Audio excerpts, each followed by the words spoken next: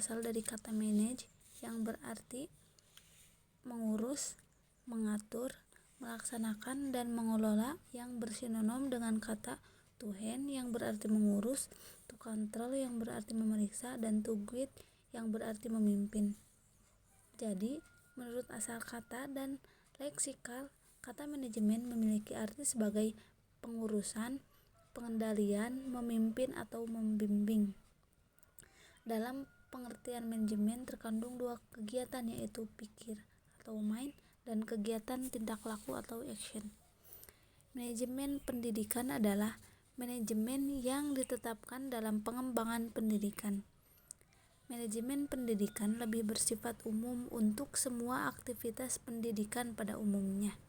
Sedangkan manajemen pendidikan Islam lebih khusus lagi, mengarah pada bagaimana menggunakan dan mengelola sumber daya pendidikan Islam secara efektif dan efisien untuk mencapai tujuan pengembangan, kemajuan, dan kualitas proses dan hasil proses pendidikan itu sendiri.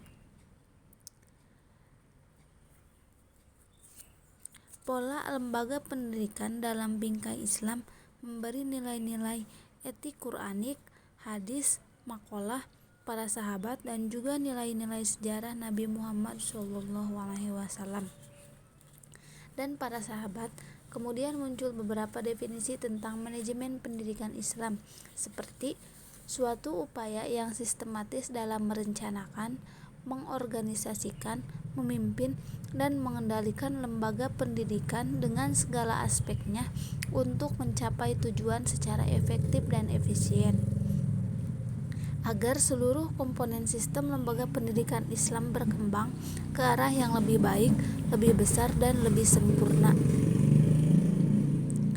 Sedangkan mendefinisikan manajemen pendidikan Islam menurut Sulistyorini yaitu sebagai suatu proses penataan atau pengelolaan lembaga pendidikan Islam yang melibatkan sumber daya muslim dan non-muslim dalam menggerakkannya untuk mencapai tujuan pendidikan Islam secara efektif dan efisien.